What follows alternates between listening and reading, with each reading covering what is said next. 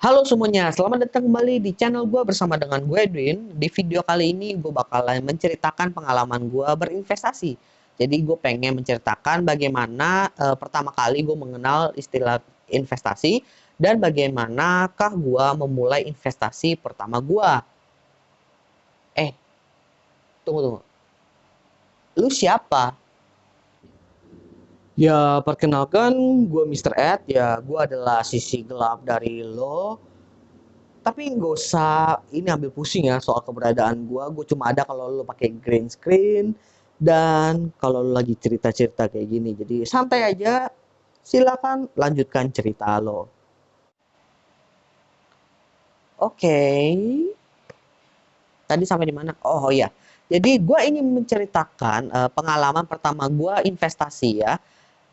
Kenapa gue pengen menceritakan ini ya? Karena gue merasa bahwa pengalaman gue ketika belajar berinvestasi itu cukup menarik dan menakjubkan. Lo yakin pengalaman lo menyenangkan? Oke, memang bisa dibilang daripada menyenangkan, lebih ke awkward sih. Oke, jadi pertama kali gue belajar investasi itu ketika gue masih di bangku kuliah. Jadi gue inget banget di saat itu masih awal semester baru, dan gue udah di pertengahan, udah tahun ketiga gue kuliah, dan dimana di saat itu ada ruangan baru di kampus gue. Jadi ketika gua baru datang ke kampus, ngelewatin daerah kantin, gua ngeliat ada satu ruangan yang menurut gua kok menakjubkan. Saya bukan menakjubkan sih, kok terang banget gitu, lampunya sangat terang saat itu. Terus gue mikir, ruangan apa ya? Lalu gue cek di tembok-tembok ruangannya itu ada tulisan BEI dan juga OJK. Gue bingung dong, itu apaan? Ruangan apaan yang ada BEI OJK? Gue akhirnya searching dan gue nemuin bahwa BI itu Bursa Efek Indonesia dan OJK itu Otoritas Jasa Keuangan. Lalu gue mikir, ini ruangan apa ya? Hmm, penasaran gue. Dan akhirnya gue memutuskan untuk masuk. Pas pertama kali gue masuk ke dalam ruangan itu, gue ketemu dengan dua senior ya, cewek dan cowok. Mereka itu senior dari jurusan lain yang jurusannya ada hubungannya dengan ruangan itu juga. Bisa dibilang mereka dari jurusan finance kalau nggak salah, dan mereka saat itu memang ada tugas untuk ngejagain ruangan itu ibarat kayak organisasi. Nah, mereka salah satu pengurusnya, pengurus hariannya seperti itu. Dan seperti junior-junior mahasiswa yang sopan pada umumnya, ya gue nyapa mereka. Terus pertanyaan pertama yang keluar dari mulut gue adalah, ini ruangan apa? Bisa dibilang ya, gua itu sejak kuliah emang orangnya straightforward, karena ya pakai logika aja, itu ruangannya baru, terang banget, tapi cuma ada plang BEI sama OJK. Gua nggak ngerti ruangan apa, coy. Ya pasti ya gue masuk, pertama kali yang gue tanyain, ini ruangan apa? Dengan nada mahasiswa yang sopan. Ini ruangan apa ya, Kak ya? Dan mungkin ya senior gue agak awkward juga karena mereka juga sadar itu masih awal semester dan gue orang baru gitu. Ini orang siapa? Mungkin mereka cukup awkward, tapi mereka berusaha menahan dari ekspresi mereka lalu bilang ini ruangan untuk belajar tentang saham. Jadi lu bisa belajar tentang investasi saham di sana atau trading saham di sana. Gue sih emang udah ada gambaran ya tentang saham itu seperti apa. Cuma lumayan agak mendalam ketika gue dijelaskan di sana dari A sampai C lah, nggak nyampe Z. A sampai C itu juga udah lumayan banyak, udah pusing gue saat itu. Terus gue udah tahu juga sih bahwa saham itu cukup menguntungkan dan banyak orang yang katanya kaya ya karena saham di saat itu. Jadi gue tanya ke senior gue, Kak, kira-kira kalau gue mau mulai saham itu gimana? Katanya ya bikin akunnya dulu. Ya itu gue juga tahu, bikin akunnya dulu, lalu trading. Iya gue tahu. Terus tapi gue nggak se straightforward itu ya. Terus gue tanya, ya oke Kak, gimana caranya bikin akun? Harusnya sih sekarang bisa bikin akun sih, tapi karena ruangan ini masih baru, device-nya belum ada, jadi kita belum bisa bantu untuk registerin secara langsung. Tapi katanya akan ada lomba dan seminar trading saham yang akan dilakukan di kampus gua saat itu.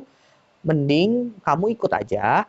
Nanti di situ lu dikasih semacam apa namanya akun simulasi di mana lu bisa main di situ untuk lombanya, dan setelah lomba dan seminarnya itu selesai, lu bakalan dapat akun asli untuk main saham. Beberapa hari dari kejadian gua keluar dari ruangan itu, lombanya diumumin. Dan alhasil gue daftar dong, dan ada biaya pendaftarannya dong. Ya udahlah, daftar aja, kan gue mau belajar saham dengan mindset gue pengen kaya. Ya wajar lah, orang-orang kan apalagi masih muda kayak gitu pikirannya ya, belum ada yang pengen dicapai, ya pasti pencapaiannya ya pengen kaya. Terus gue secara otodidak belajar dulu untuk core-core-nya gimana sih caranya trading saham, gimana sih melihat bahwa saham yang bagus kayak gimana. Tapi kan gue nggak ngerti yang namanya fundamental dan juga technical saat itu. Gue cuma taunya sih, lu baca berita, ada berita yang jelek, sahamnya turun. Kalau berita bagus, ini sahamnya naik. Gue taunya gitu doang dulu. Terus akhirnya gue belajar, gak lumayan ada di kulit-kulitnya, udah lumayan paham lah saat itu.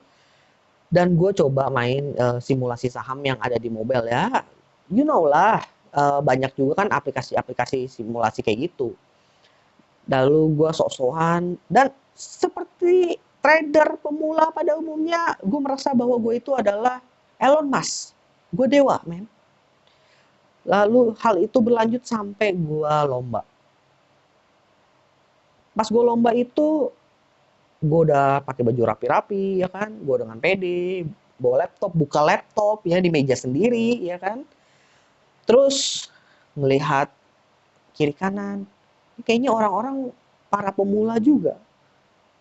Lalu akhirnya gue liatin, oh ternyata main saham dengan laptop seperti ini, karena saat itu aplikasi baru diinstalin, ya kan. Ya udah, gue coba main kan. Oh belinya begini, begini, begini, begini, begini. Oke, kayaknya saham ini bakal naik deh. Gue liatin berita. Pas gue liat berita, loh kok nggak ada berita yang bagus-bagus. Paling bagus juga 3 bulan yang lalu. Ini 3 bulan yang lalu kan udah naik. Ini nggak mungkin naik lagi. Apa gimana? Gue nggak tahu kan. Akhirnya gue cap cicuk. Ya, cap cicuk, kembang kuncup. Saham mana yang mau gue cup? Ya tetep lah, gue sebagai seorang trader pemula, gue tetep pede dengan pilihan gue. Dan alhasil, gue kalah. Setelah menelan kekalahan dari lomba itu, akhirnya gue mulai belajar lebih dalam lagi tentang saham. Gue belajar tentang apa itu fundamental, apa itu technical. Meskipun secara technical itu agak sulit, karena gue masih pemula banget, dan technical itu ribet banget. Intinya kayak gitu. Tapi hal yang gue lakukan setiap hari adalah gue ngambilin koran di perpustakaan kampus gue. Karena koran dari kampus gue itu kan bisa dibilang gratis ya, setiap hari juga update, kecuali Sabtu Minggu ya.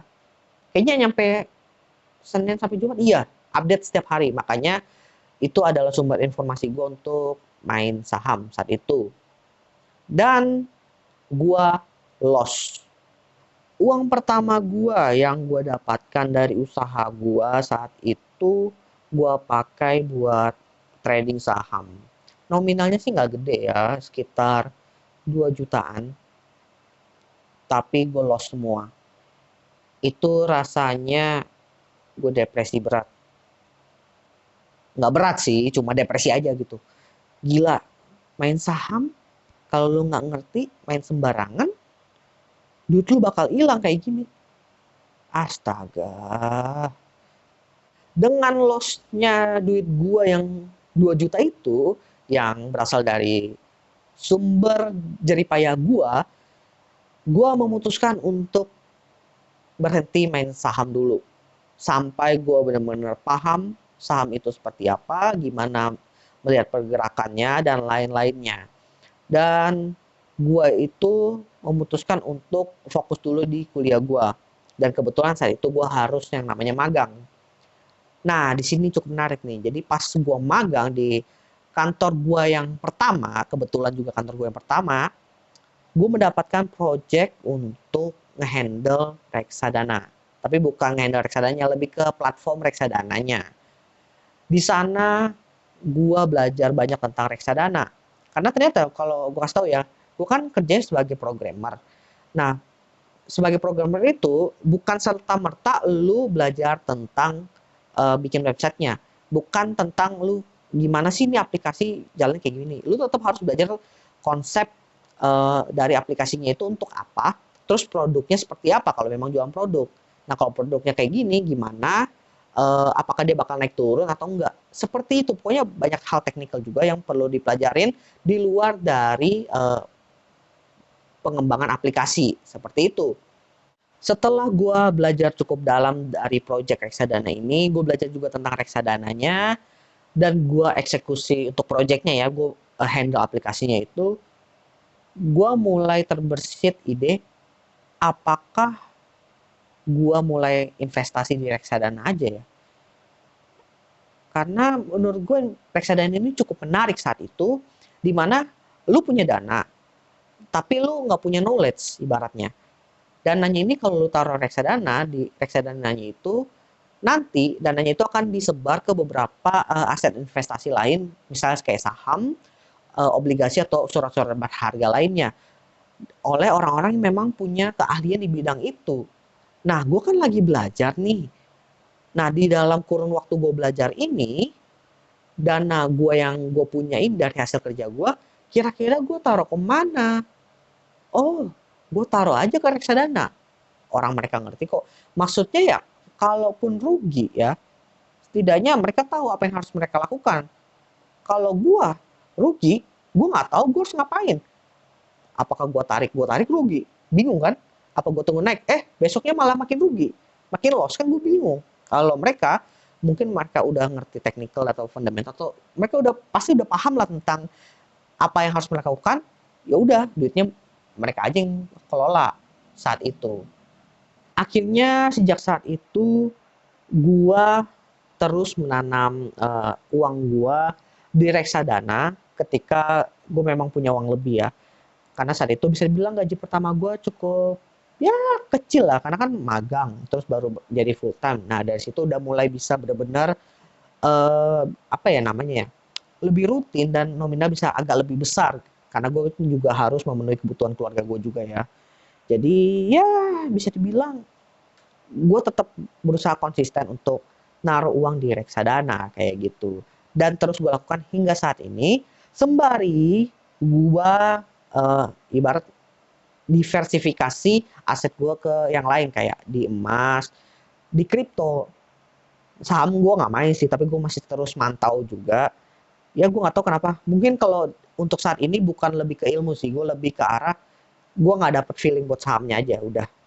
Kalau kripto masih lebih nyangkut karena gue ngerti kan itu berhubungan dengan teknologi juga, jadi gue ngerti kripto itu kayak gimana, makanya masih bisa nyangkut di gue kayak gitu. Gimana ceritanya? Udah selesai? Oke. Udah. Oke, gua rasa itu aja untuk video kali ini. Terima kasih buat teman-teman yang sudah mendengarkan cerita gua. Semoga kalian terhibur dan juga terinspirasi, tertarik ya, lebih tertarik untuk berinvestasi juga. Karena menurut gua investasi itu adalah salah satu pilihan terbaik yang pernah gua pilih dalam hidup gua, sehingga bisa dibilang dari segi keuangan, meskipun gue belum bisa dibilang mapan, tapi ibaratnya gue lebih merasa aman dalam menjalani hidup dengan adanya investasi ini. Tapi gue berinvestasi memang bukan untuk kaya sih, lebih ke arah untuk lebih secure kayak gitu. Karena gue mempelajari bahwa investasi itu salah satu manfaat pertama yang harus kalian pikirkan adalah bagaimana cara mengamankan diri kalian dulu. Terima kasih buat teman-teman yang sudah menonton. Jangan lupa like, share, dan subscribe channel ini sebagai bentuk dukungan kepada channel gua, sehingga gue bisa menghasilkan lebih banyak video yang lebih kreatif, lebih lucu, dan juga lebih banyak sharingnya tentunya. Oke, terima kasih buat teman-teman. See you next time di video selanjutnya. Bye.